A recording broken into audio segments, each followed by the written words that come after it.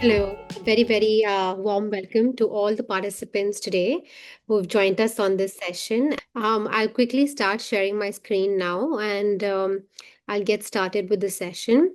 Whilst I'm sharing the screen, I wanted everyone to quickly tell me a little bit about, their food habits. I know this session, I'm going to take you through, simple tips, smarter strategies, which are more sustainable, which are more practical in the long run. And that's what we're looking for, right?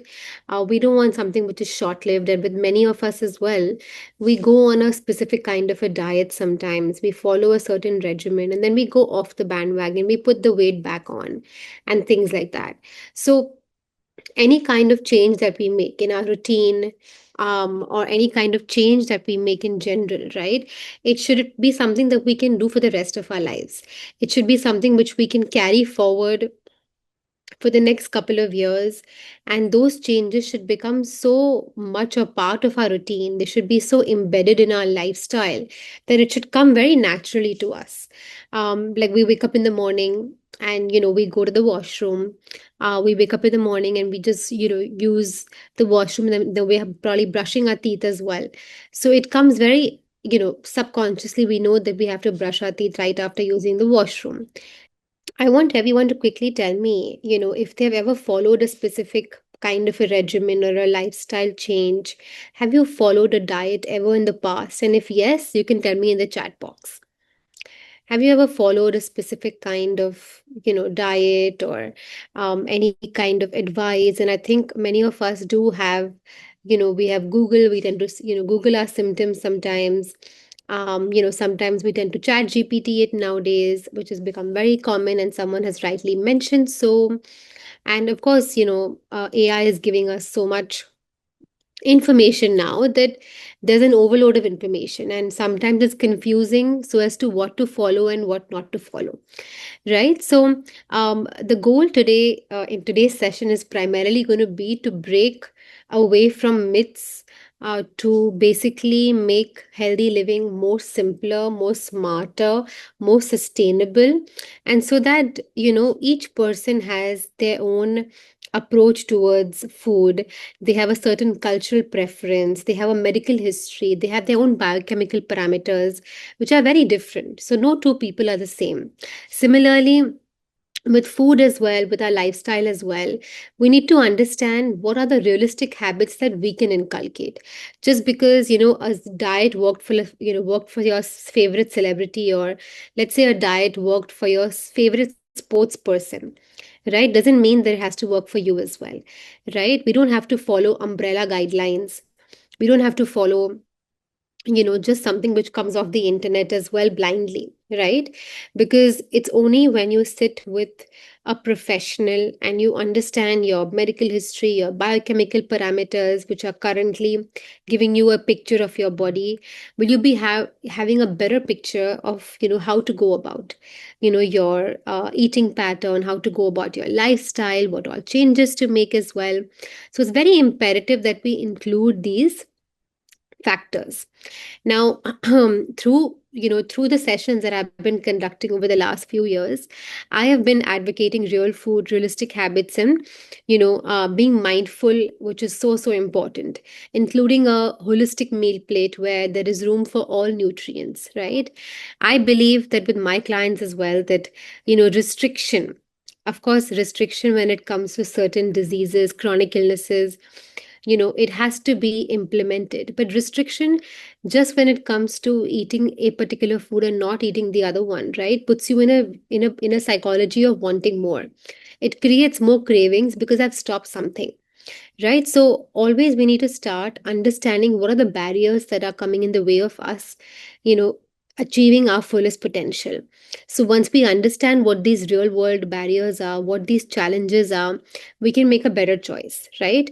And we need to understand how our lifestyle, how our everyday routine also is. Today, if I suddenly advise someone to have 6 meals a day, but they only have time to prepare 2 meals or 3 meals max based on their lifestyle, their time, that's not practical. It is something which is not doable, right? So we need to be very careful. We need to chart our own and reframe our rules based on what is best suited to our body. And of course, today I'll be taking you through all these factors and much more. We'll be discussing,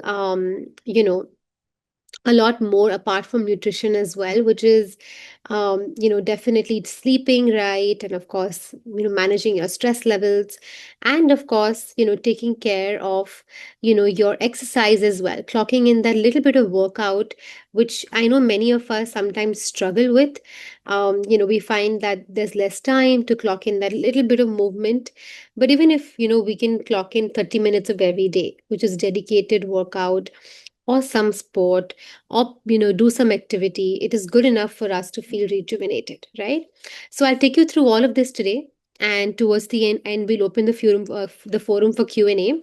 So in case you have any questions, queries for me, please feel free to put that across towards towards the end. All right, so I have this, how things were back in the day. All right, so if anyone can tell me what is the difference between these two pictures that are in the slide, and then we'll open we'll open the forum for some good discussion on this as well. So in the chat box, if you can tell me that what is the difference that we see. The slides talks about evolution, right? We're seeing that there are two images of two people, the same person maybe, or there are two TVs as well. There are two televisions, and what are we trying to see in this particular slide? What are we gauging from this particular slide? That back in the day, someone has written TV is slimmer now, right? But the back in the day, TV was more bigger in size. It has a bigger width. And back in the day, we had much more physical activity, better eating habits, less processed foods. So, of course, we used to go from one place to the other to get our tasks done. Today, just sitting in one place, I can get my work done. At the touch of a button, I can order food, online. I don't have to expend much energy to get work done physically, right? So here you can see that there's a bit of a shift that's happened, right? And are we really evolving in terms of our health? That's a question we need to ask ourselves, right? Are we really, getting better, or are we, becoming more and more dependent, and we're, having a very different approach to our lifestyle where we're always stressed. We have to do multiple things in a day, right? We are becoming more and more independent. Yeah, so someone has rightly pointed out. So, very, very important, firstly, is to understand that why is it that so many chronic illnesses are also happening? Back in the day, in the 20th century, used to hear of individuals having, measles, mumps, polio, all these were infectious disorders for which vaccines were, created, for which vaccines came into play, and then those issues were solved, those diseases were cured. But the kind of diseases that exist today, or which are prevalent today, are more lifestyle induced. Now, what do I mean by these diseases are lifestyle induced? Can anyone tell me what does that mean? What does that term mean, that these diseases are lifestyle induced and they are more chronic in nature? If you can tell me in the chat box. I'm talking about lifestyle diseases like diabetes, hypertension, heart disorders, PCOD, thyroid. Cancer has become so much more rampant. Every, second, third, fourth person is developing cancer, right? Why is it that this is a problem? It's because of our environment, number one, right? Because of the amount of stress we're taking, because our food habits have changed. Our food in itself also has changed. Right now, if you compare wheat from many, many years ago to wheat now, the gluten content of wheat and the wheat that we're growing today is so different. It looks different. It's almost like a hybrid version of wheat, even though we don't have GMO in our country, right? So it is so important that we look at the factors that are affecting our lifestyle, right from poor sleep hygiene, or poor sleep patterns, to poor dietary choices, to inactivity, not getting in that movement, to, of course, over abusing alcohol, smoking, things like that, right? Many of us here we probably indulge in this, and we don't get screened at the right time. We don't take the help of diagnostic tools. We're not really using um, that support of all the technology that exists, right, to figure out what's going on inside. Because not every disease has to manifest in terms of visible signs and symptoms. It can be latent as well, right? And a lot of us feel that because I have been passed down just this faulty gene through my parent, through my maternal or paternal side, I'm bound to develop diabetes. I'm bound to develop hypertension. It happened to my parents, it'll happen to me. So might as well just live the day, seize the day, and eat whatever comes my way and, not be bothered. Right? But do you know that these faulty genes that are passed down generations can be turned on or off based on your lifestyle? How many of us know that? Yes or no? How many of us here know that those genes can be turned on? Yeah, it's almost like you can think of it as being a key. You can think of it as being a switch, right? That switch can be turned on, which is a faulty gene, which can be turned on. And then, of course, your body starts to develop these mutations and things like that. So those genes can be turned on or off based on whatever you're doing every day, the kind of toxins you're exposed to, right? If your food is not good enough, if your plate is not holistic with all good nutrients present in it, right? So we need to be very careful about our habits, about the environment, about our lifestyle as well. Now I want to touch a little bit about cancer as well, because whilst we are speaking about obesity, diabetes, which have, even in India for that matter, there is diabesity, right? Which is diabetes and obesity go hand in hand. And it's primarily because of your blood sugar, poor blood sugar management, constant cravings, your blood sugar going up and down like a roller coaster. Now, cancer has become a lot more rampant as well, right? And the reason that your cancer cells are turned on, and cancer is basically just your cells uncontrollably dividing, all right? Usually your cells go into a mode called apoptosis, which is cell death. But now, when your cells uncontrollably divide because of some mutations or toxins that you're exposed to, there is too much of oxidative stress in your body. That's why those free radicals are circulating in your body, right? And this cancer can develop anywhere in your body where there are specialized cells. You can develop cancer around your breast. It can be as a tumor in your knee. It can be, in the liver, in the lung, any part of your body, right? So when these cells start to uncontrollably divide because of some mutations, and there is too much of oxidative stress, inflammation, exposure to toxins, whether it's environmental toxins or stressors that might be exposed to, right? Or over abuse of alcohol and smoking, sometimes less sleep, and of course, dependence on too much of, pharmacological drugs too. A lot of us, if we have a sedentary lifestyle and we have a lot of chronic illnesses, our immunity is anyways low. Our gut barrier is not strong enough, because of which we are more prone to developing illnesses, right? So the key here is to understand that we should be vigilant, we should be mindful, right? And we need to be, careful about our choices on a daily basis, what we're exposing ourselves to, how we're leading our life, right? And that's where the whole holistic meal plate pattern comes into play. So I will discuss now what a holistic meal plate looks like and what's the science of, planning a good plate. But before that, I want to ask the audience a question today. I want to ask you all a question, that when you're trying to stay healthy and when you're trying to maintain, we all know that we're supposed to eat healthy, we're supposed to lead a good quality life, we're supposed to do everything. We already know this. But what are the challenges that are coming in your way? I want to understand that today. All right. So if you can quickly tell me in the chat box, what are some of the hurdles that are meals, eating healthy, staying off refined foods and processed foods, having that good quality sleep at night, managing your stress better, doing some yoga, deep breathing, meditation, right? Or clocking in some physical movement every day, clocking in those steps every day. Someone has mentioned, there's no time. So scheduling is a problem, right? Because there are so many things to do in a day. and there are not many healthy options available around you. All right. And also, it's a lot of preparation that goes into planning, right, for the family. Someone has mentioned that they have cravings frequently.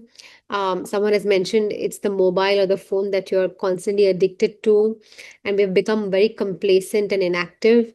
Um, you know, Comparison to what others are eating, yes. That's also not right, because again, each body type is so different. Excessive work, and so no time, right? So I think the underlying thing that I'm understanding from everyone is that time is a constraint, and for some of us even the taste, because we feel that healthy food is boring, right? And when we get that time off, in between a hectic work day, like today I had a very hectic day in the morning, right? And today I only had, let's say, 10 minutes to finish my meal, but ideally I would take at least a good 15 to 20 minutes to eat my meal, with all attention, with all my five senses engaged, right? So sometimes their time is a constraint and we don't have much time to plan, right? But that comes with a little bit of scheduling. So on the weekend, when you have half an hour at hand, you can prepare a grocery checklist which goes into a cyclic mode. And every week you just keep replenishing that, right? If you have no time planning your meals as well, there are ways to smartly snack as well, right? We don't need to get confused with this whole diet maze that we stay in, because many people have this misconception that dieting or eating healthy is about only salads and juices.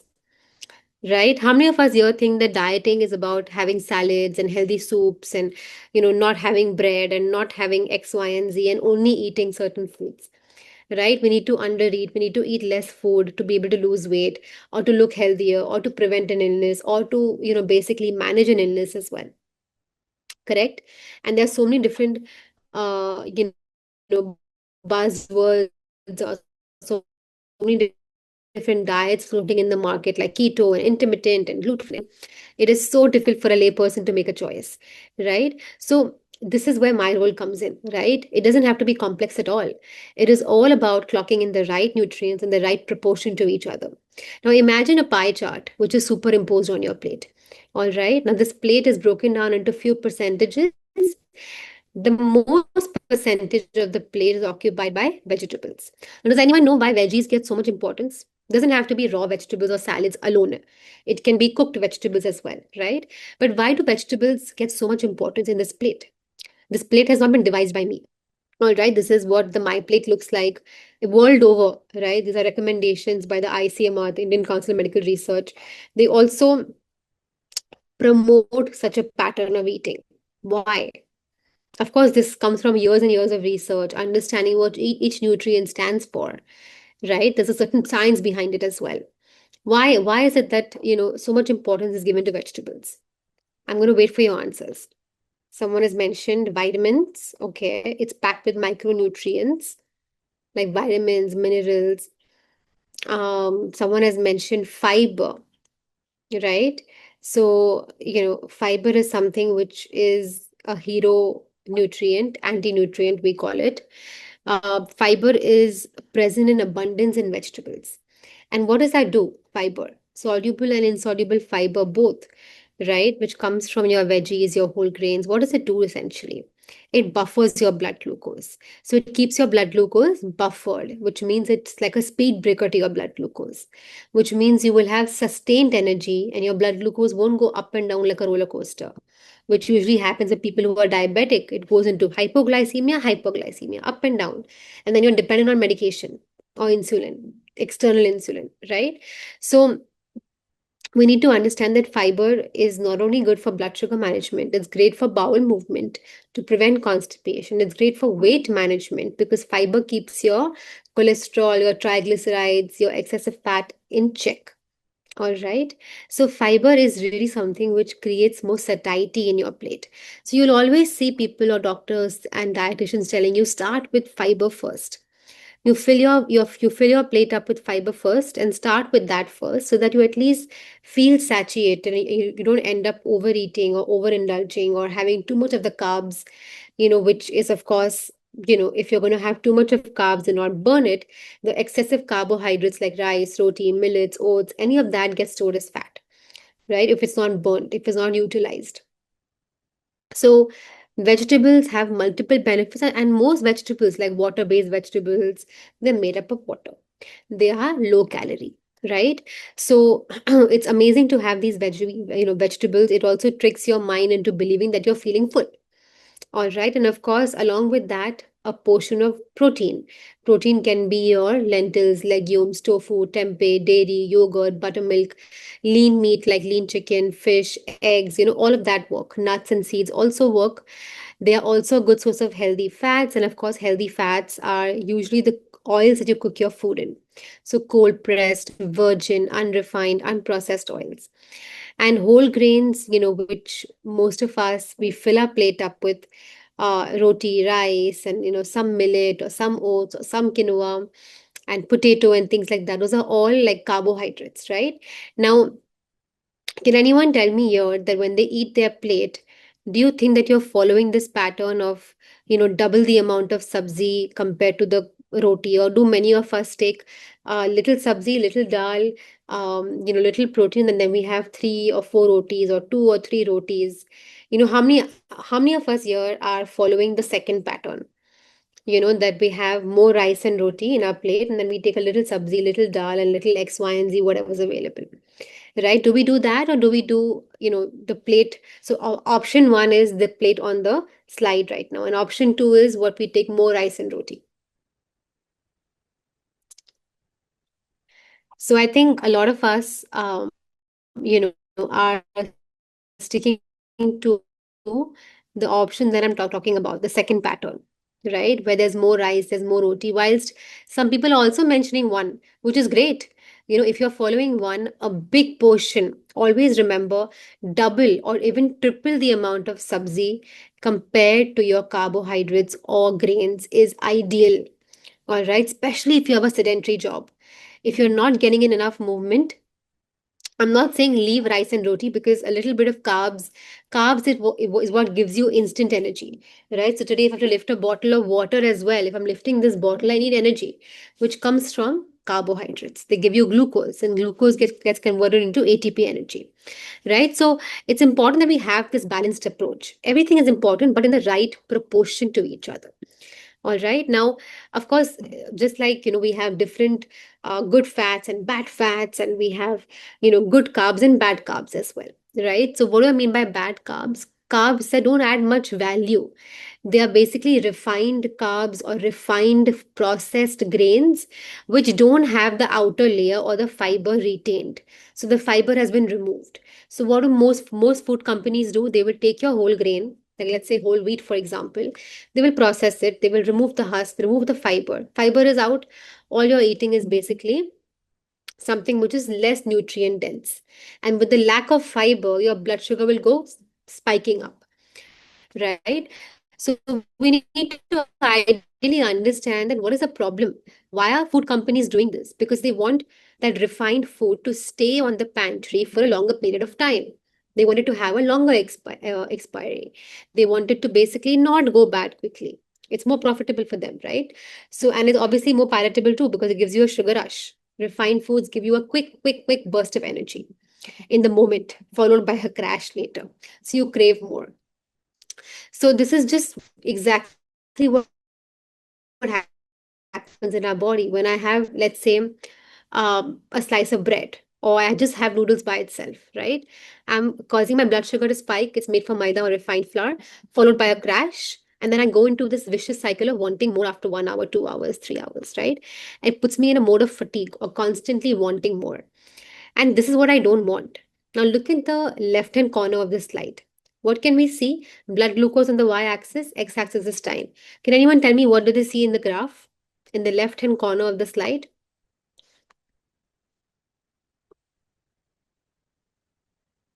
What do we see on in the slide?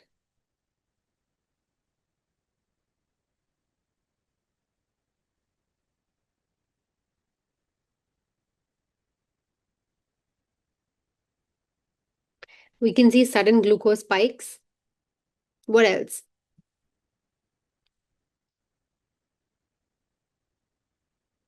We can see up and down like a roller coaster, those conical, right? And what happens when we get sudden glucose spikes?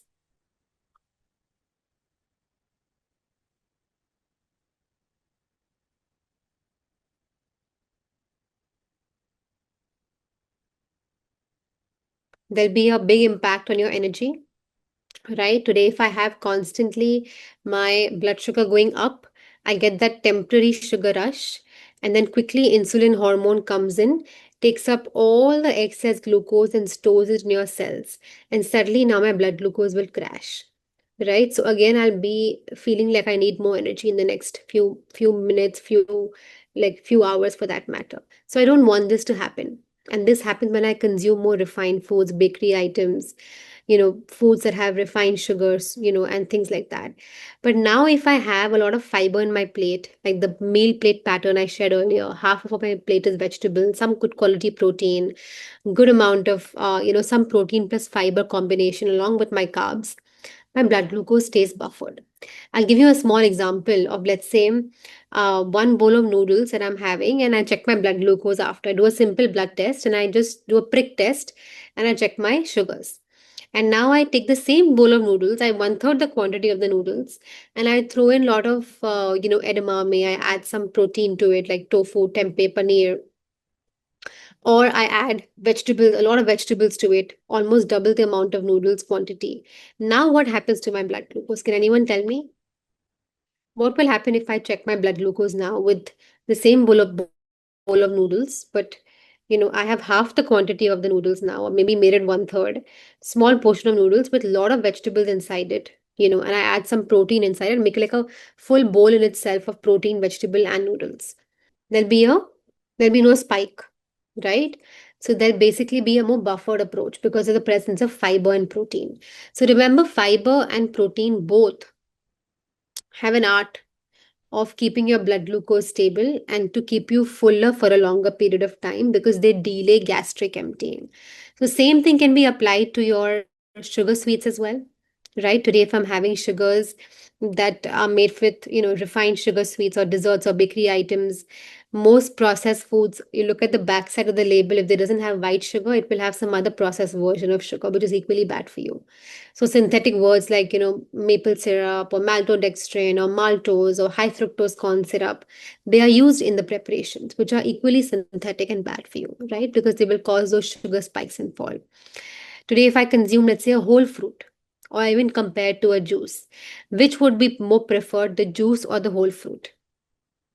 Why fruit? Someone has written whole fruit is preferred because we get the fiber, right? We get the fiber from the whole fruit. So, of course, now something like this, where the sugar is there, the fructose is there, right? It's a sugar in itself. And, the fiber is also present in the fruit as well. So, our blood glucose stays buffered. But what do most of us do? We humans, to make it easier, we will juice it. We will just have the juice in itself and we'll remove the fiber. We'll remove the pulp, right? So again, that will cause a blood sugar spike, even though it's natural sugar coming from fruit. But then again, there's no fiber with it unless we couple it with something else which has a lot of fiber to keep our blood glucose buffered. All right. So pick more whole foods which have the natural sweetness attached to it along with the fiber present in it, right? So, like a date or a fruit or a raisin or a fig or an apricot, things like that, right? Those are far better. And of course, when it comes to vegetables, eat more variety. Now, do you know that different colors of vegetables based on the season that we eat it in, right, have a certain benefit to our health? A lot of the different colors denote different antioxidants, right? That's why they say eat the whole rainbow, right? Not only is vegetables and fruits amazing for fiber because it supports digestion, prevents constipation, keeps you fuller for a longer period, but it's great for mental clarity, right? If your energy levels stay consistent, you are automatically feeling more clarity of thought, clarity of emotions, right? Better satiety, better hydration. So, vegetables are packed with antioxidants, right? And what does an antioxidant do? Today, if I have an apple and an orange and I've cut both and I've kept pieces of apple orange outside, which gets oxidized or browner quickly? Apple or orange? Why does the apple go browner quickly?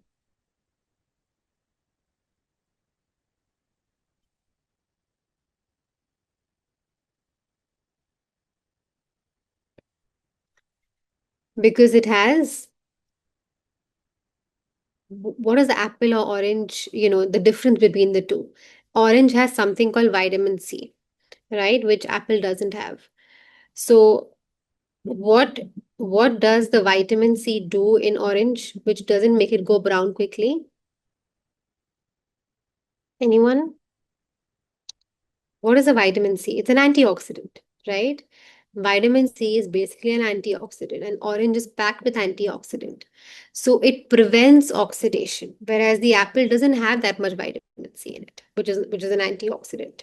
So just like in this slide, you'll see as you age as well, there is more and more oxidative stress build up in your body. Aging causes more oxidative stress build up. More toxins, more stressors, cause more free radicals to be produced in your body. Bad radiation, excessive alcohol, smoking, all this produces oxidative stress in your body, which is more free radicals, more toxins, right? So how do we scavenge these free radicals? You can see in this slide here how the red color particles are scavenged by the green color particles in the blue color hole, right? You can see a blue color cell, and you can see those red color, nice little dots or round circles. And those are all your toxins, chemicals, radiations you're exposed to, free radicals, right? They damage your cells eventually over a period of time. But if I eat a food, if I eat a good, meal, or if I consume a plate full of foods where there's plenty of antioxidants present in it, what will happen now? It will scavenge or neutralize the free radical. It will minimize the damage. It will shield my cells, right? So what kind of antioxidant should I be eating again? Vitamin A, vitamin C, vitamin E. What is vitamin A present in? Pumpkins, carrots, squash. Vitamin C is your avla, Indian gooseberry, your oranges, your citrus fruits, your bell peppers, your broccoli, your green chilies, right? Your vitamin E, again, is an antioxidant. It's present in avocados, nuts, and seeds, right? So color up your diet. Add more color to your foods. Different fruits and vegetables have a different, the color denotes a certain antioxidant. So let's say red color fruits and veggies like your cherries, your apples, your tomatoes, they're packed with lycopene, which is an antioxidant. It gives it that reddish color, right? Whereas your orange colored foods like oranges, pumpkins, especially carrots, have something called beta carotene, which gives the orange color, but it's an antioxidant, right? So we need to consume more of these. Again, bringing the same topic of vegetables and fruits into play, where it helps me prevent oxidative stress. And oxidative stress is something which not only leads to faster aging, you'll see in most of your, anti-aging creams as well. You have vitamin C, retinol, vitamin A, retinol, or you have vitamin C, in your those serums and eye creams and, face creams and everything, right? It's because they're all antioxidants. And you know oxidative stress is a part of the aging as well, right? All we can do is to help protect our body. When there's too much of oxidative stress, you're more prone to falling sick, more respiratory illnesses, more inflammatory illnesses like arthritis and thyroiditis and things like that, right? So you want to protect your body. You want to make sure that you're not falling sick too often. You have better immunity, better resilience, right? You have better, resilience to fight back an infection if you do sick as well, right? So make sure you're clocking in a lot of vegetables along with protein. As I said, protein also gives you that buffer in your blood glucose. It gets digested slowly. It provides you that steady energy throughout the day. So each of your meals, breakfast, lunch, and dinner, a protein source is a must. And usually, at least 1 gram to 1 to 2 grams per kg ideal body weight of your ideal body weight, right? So if my body weight is 55 grams, which is ideal for my height and my history, so of course 55 grams minimum in a day, which is distributed throughout your day, right? So try and consume good quality protein. It will help you stay more satiated, make you feel more fuller, more energetic. Even when you feel like snacking as well, a protein and a fiber snack is a must in order to keep those cravings at bay. All right. Now, healthy fats again are something that we usually consume, like nuts, your seeds. Dairy has some healthy fats as well. Of course, cold pressed virgin oils are a must instead of your refined oils to use, because the more you heat oils to a very, very high point, it gets converted into trans fat, which is very difficult to break down by the body. And this will form plaques in your arteries. It'll be difficult to metabolize by the body. It gets solidified or hydrogenated.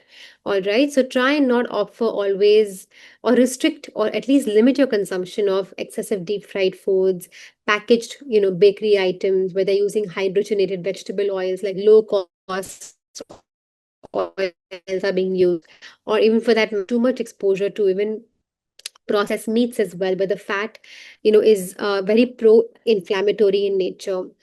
Because it has been cured. Those meats, those red meats have been cured, like sausages, bacon, they've been cured and fermented and over a period of time. So, again, it is more pro-inflammatory, which is not the best for your health.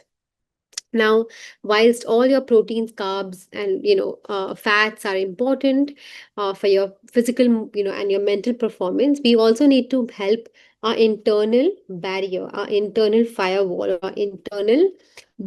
Now, what is this internal border called? Does anyone know what is that internal border? Just like we have a border separating two states or two countries, and we have our army, our soldiers present at those borders.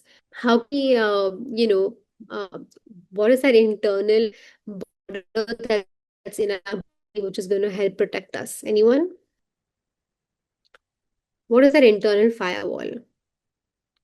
It's the gut. And most of your immune cells are located inside the gut. In fact, 70% of your immune cells are located inside the gut. Now, think of your immune cells as being soldiers. Just like you need soldiers in the army, which are present on the borders of the country to protect your borders from infiltration. Similarly, your gut wall is like a border, and all your immune cells are located right beneath it, so that if there is infiltration from this gut border, your immune cells will quickly come into action, right?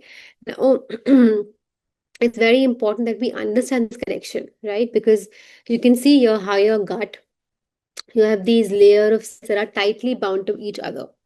They're called the epithelial layer of cells, which are represented as those, light red color cells, which are having these brush strands, at the top, right? So they almost look like a comb, correct? So these layer of cells are basically tightly bound to each other, and we are exposed to millions of microbes, toxins, bacteria every day through the air we breathe, through the food we eat, right? And there has to be a barrier so that these toxins don't cross over and enter your bloodstream, and this barrier is called the gut. All right, the gut is constantly interacting with your brain and sending signals. So today, your mood, your mental well-being, your stress is all managed by your gut. All the signals for your mood, for mental well-being comes from the gut. That's how important gut is, not just for digestion. We speak about Ayurveda, we speak about your Agni, which is your digestive fire. Even in Ayurveda, and of course I'll speak about it shortly also, that it is your internal fire, your Agni, right, which come from your gut, which helps you in digestion, which helps you in using up those nutrients, absorbing your food as well, absorbing those nutrients as well. But if your gut only is not healthy, right, and if there's an imbalance in your gut, how will you be able to digest your food? You will constantly have digestive issues.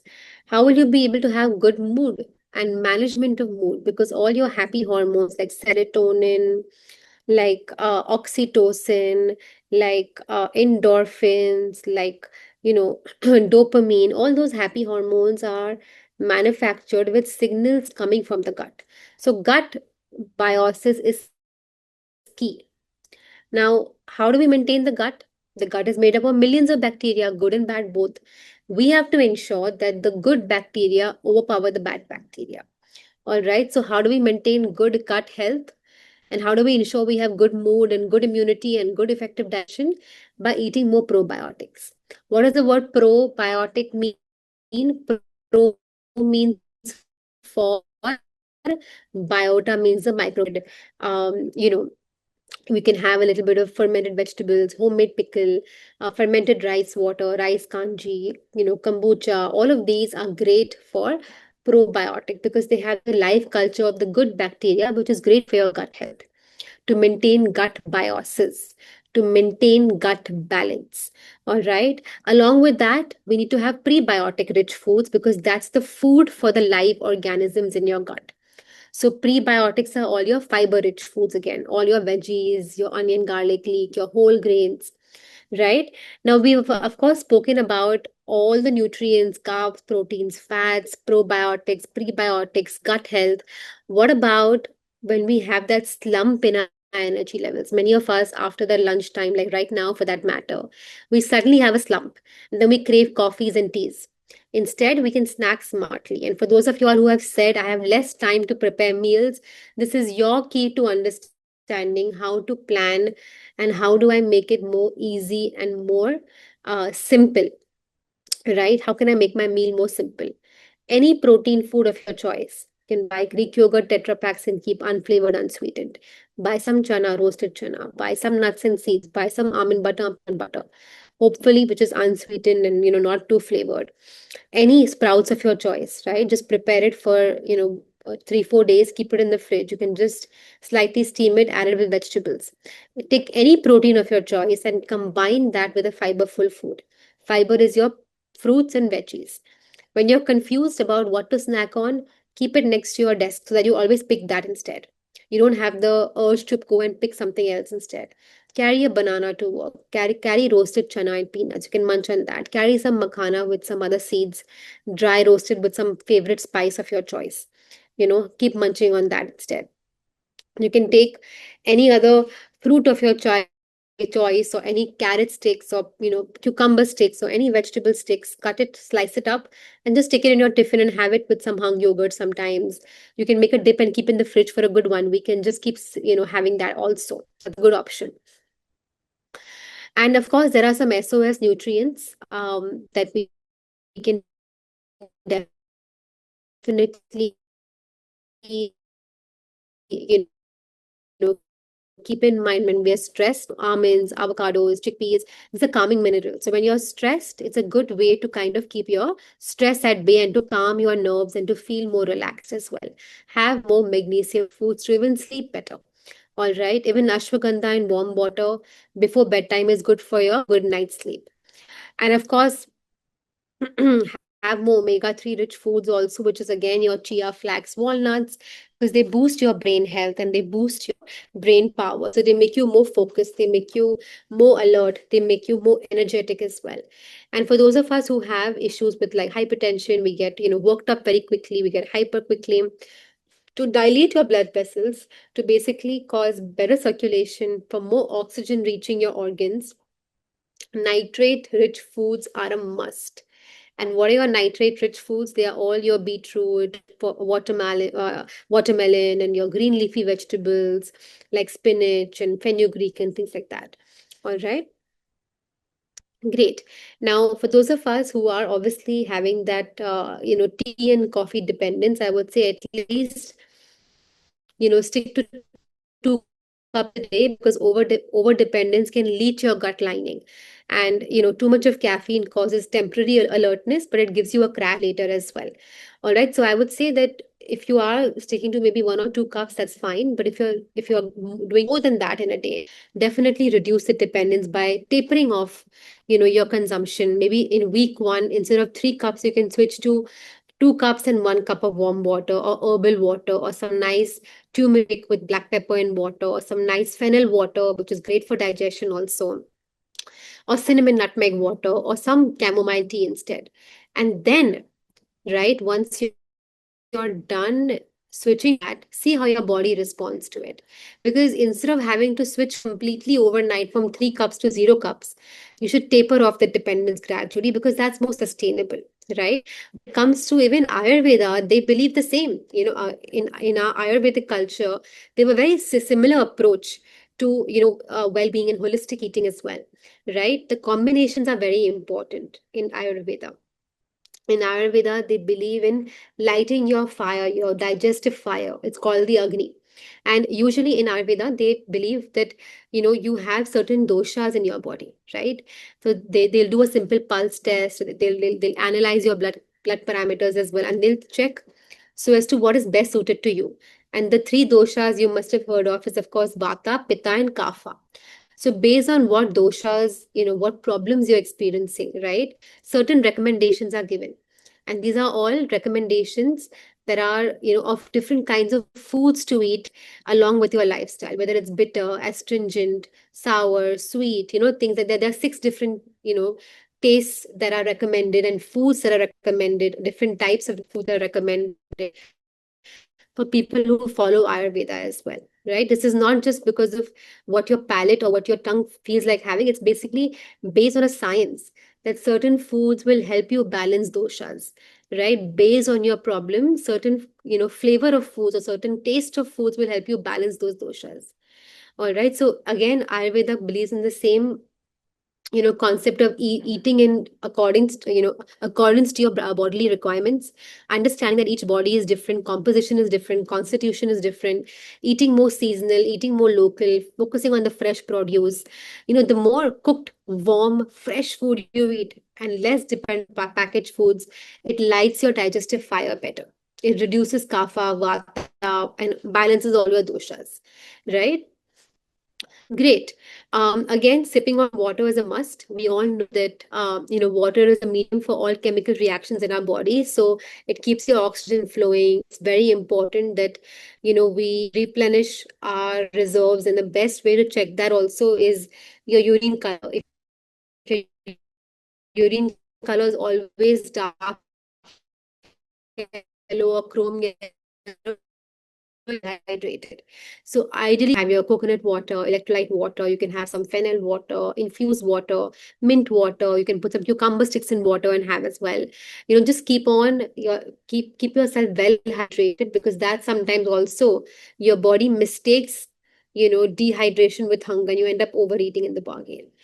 And of course, remember the four pillars, because without management of stress and sleep and exercising along with eating right, your lifestyle will not which the foundation rests of a healthy lifestyle.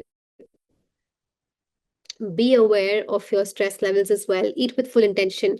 It takes 20 minutes for the signal of fullness to reach your brain that you're full. All right, be mobile. For every 1 hour of sitting, get up, take a break for 5 minutes, look at nature, do some netra yoga, do some spot jogging if you can't go out, do skipping in the office as well. Whatever is your way to help you clock in those steps. When you're on the phone as well, walk and talk instead of sitting in one place and talking, right? And a good night's sleep is not only about getting that 7 to 8 hours, but also the good sleep hygiene, right? Start unwinding at least an hour before bedtime.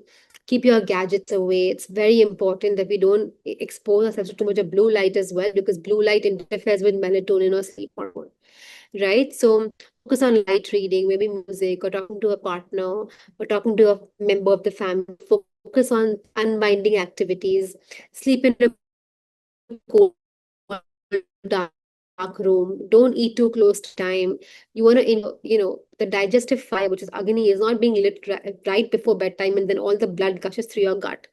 You want in the sleep time, you want enough time for digestion. You want the, focus to be on, just unwinding, tissue repair, muscle repair, hormones being produced in the night when you sleep, right? Okay, so with that, I'll open the forum for Q&A. In case you have any questions, queries for me, I can answer them right now. Okay, someone has mentioned I have a gut issue. I could not do brisk walk. I am 36 years old. What actions do I need to take? So, I think you meant gout issue, not gut. Okay, so if you have a gout issue and you're not able to do any brisk walk, I would say at least do a little bit of movement. Where if you're not able to, do brisk walking every day, even whilst you're sitting, you can do some simple movement like strength training, for your body, simple movement where you're doing stretching as well, or you're doing some physiotherapy as well, where at least you're clocking in that little bit of, because otherwise the muscles become stiff. It's important to keep muscles going. So simple movements, to help you until you reach a point where you can, adequately manage your few walks and those steps as well, is key. Okay, someone has mentioned that they have reduced their weight in 2 months span, and suggest me what diet to be able to follow. And again, as I said, the word diet, basically means to eat in a holistic fashion, right? So to eat everything, but in the right proportion to each other. More fiber, good amount of protein, healthy carbs, complex carbs, not refined, with some portion of probiotic is a must, right? If you follow this approach, if you have a good lifestyle, at least clock in half an hour of self-care, some meditation, yoga, deep breathing, good hydration, all of this is what is important. And it is more sustainable, right? I would say you can go a little easy on your dinners as well, because that's when your digestive fire, also your body has a circadian rhythm which is in sync with the outside world. So your body clock also, it works in a very interesting way. um when you wake up in the morning, your hormones are activated, your cortisol, your insulin, your serotonin, the minute sunlight hits your eyes, right? So I would say definitely like having that right sleep waking schedule also. Making sure you're eating in sync with the outside clock, because in the morning, breakfast and your lunch and the first few hours, your digestive fire is roaring. And as you go and as the day goes by, the digestive fire is not as strong, right? So I would say that it's as simple as that. It's following a regimen which is practical in the long run. Okay, someone has suggested is isabgol good? Isabgol is fiber. So it's called psyllium husk, and those who are constipated, they can have a lot of water with isabgol in their water, and the next morning they'll have smooth bowel movement. And in your regular foods as well, if you can include a lot of fiber, whether it is the atta you're making for your roti, also put the husk back in, put the bran of the wheat in, at least balance that out, and at least you're clocking in more fiber that way. Even more vegetables, more nuts and seeds, making sure you're having good portion or small portion of fruits also in between meals, or with your breakfast is ideal. All right, so that's a good way to clock in your natural fiber. All right, so that's the Q&A box. Now someone's asking me, what type of probiotics can we take to help with weak digestion? So if you have a leaky gut, or your gut is not strong enough, I would say definitely, if dairy suits you, homemade curd is ideal. It has the live bacteria, the lactobacilli, which is amazing. You can take a supplement also if need be, if your diet is not fulfilling or enough to meet your probiotic requirement. You can definitely have a homemade pickle made with a little bit of avla, mustard oil. You can take lemons or avla, either or, with mustard oil, with some spices of your choice, little bit of salt, and they can be made and fermented over a period of time. You can take fermented vegetables, like kimchi is very popular for some people. They love having a condiment. Opt for the homemade as opposed to the store-bought pickles, because those are very, very high in salt and preservatives. So I would say these few things are very good. Even kanji, barley water, fermented barley or rice water, amazing for your health as a probiotic. All right. Okay, someone's asked me, I'm trying to take questions which work for all. Um, Many suggest that to get protein and have chicken or fish every day. Again, that's a choice. I would say that, if lean meat, skinless chicken, breast thigh is something which you like eating, it should always be coupled with enough fiber. Plant-based protein, the plus of plant-based protein, or the positive, is that you have a lot of fiber along with it also. So when you're having, let's say, chicken with your rice, chicken and rice combination doesn't have much fiber. You have to include a vegetable with it to balance out a plate. But if you're having, let's say, lentil and rice, or you're having rajma and rice, right? Now, rajma in itself also has fiber. Beans have fiber, lentils have fiber. So that's clocked in.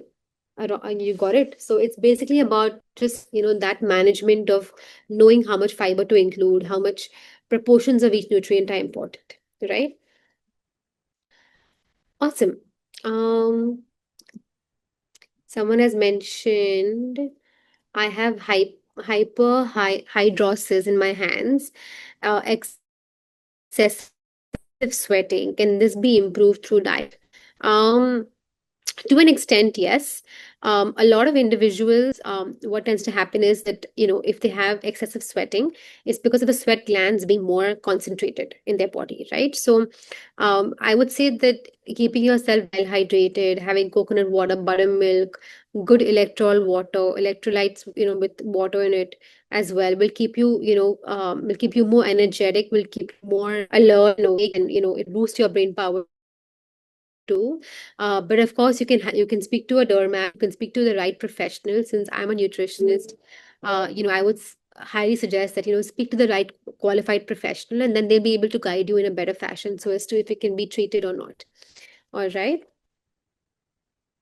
Okay, I'll take one last question. Someone has mentioned about due to long hours of sitting, I'm facing back pain.